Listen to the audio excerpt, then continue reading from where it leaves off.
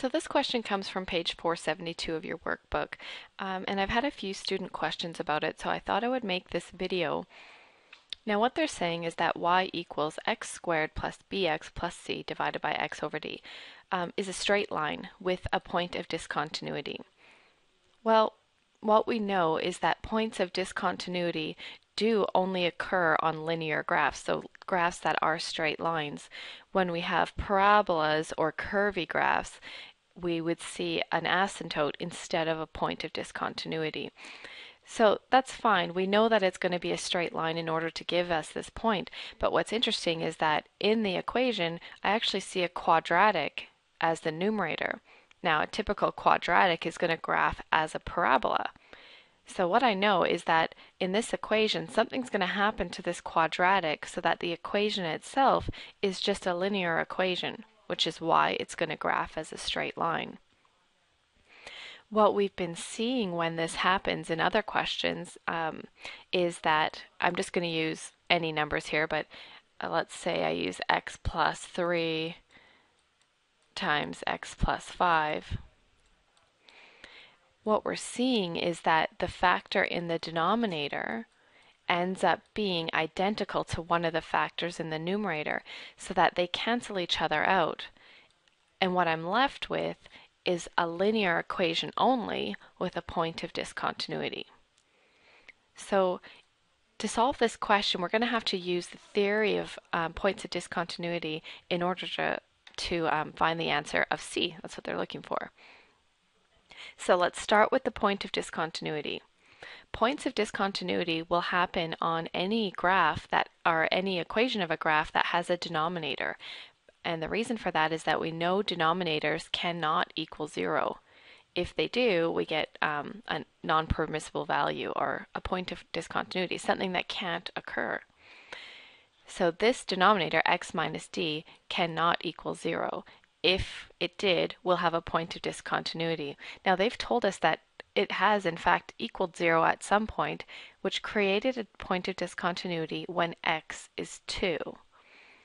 So when I substitute that in, 2 minus d equals 0, I can easily solve it to see that actually d is equal to 2. So that doesn't solve for c, but it gets me a little bit closer, and I'll show you what I mean. When I know what the denominator is, and I'm going to leave the subtraction sign, that existed in the equation, but the d value I didn't know, so x minus 2. What that tells me is that when I factor the numerator, one of the factors is going to be x minus 2. Now it's the other factor, x minus something, that I have to solve. Now I hope I didn't skip over that. There's one point here.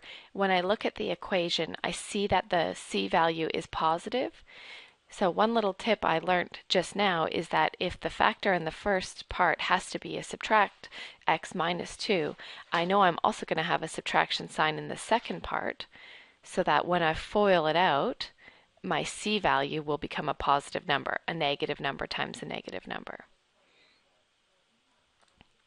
So I don't want to fill in a variable here. I'm just going to highlight the spot in green to show you I need to find a placeholder to put in that spot. I'm not exactly sure what it's going to be. So if you would give me the opportunity, I'll just do an aside note here. Consider this example.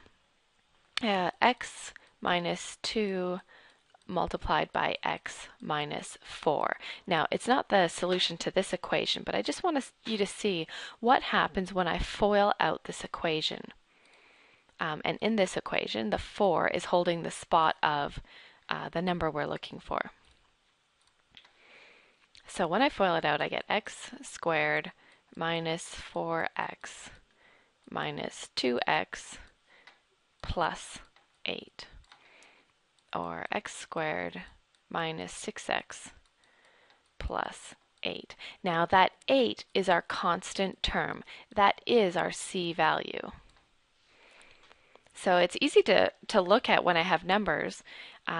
What is the relationship between the c value and the spot that we're currently trying to fill?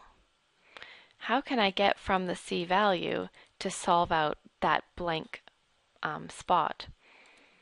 Well, all I really have to do is, let me grab a different color here, divide it by the number I did know. I did know the 2, and in our first case, I know the first number. So this space holder is really solved by taking 8, and sorry, that's 8 divided by -2.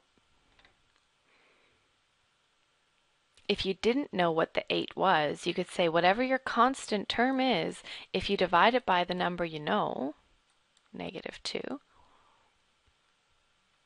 you'll get the number you don't know.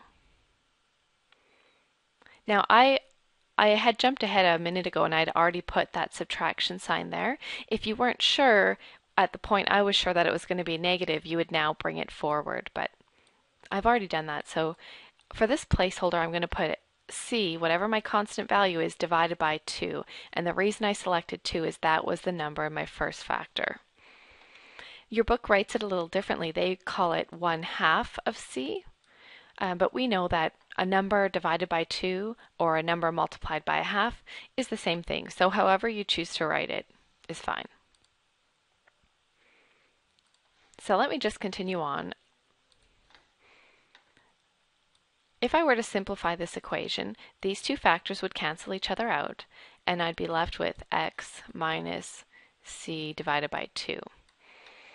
And the question is asking me to solve for c. So at first glance, it looks like there's 3 variables here, but I know that can't be true. I could never solve for 3 variables. I could only ever solve for 1. So they must have at some point given me a value for x and y that I can use. And when I look back to the equation, I see that they did.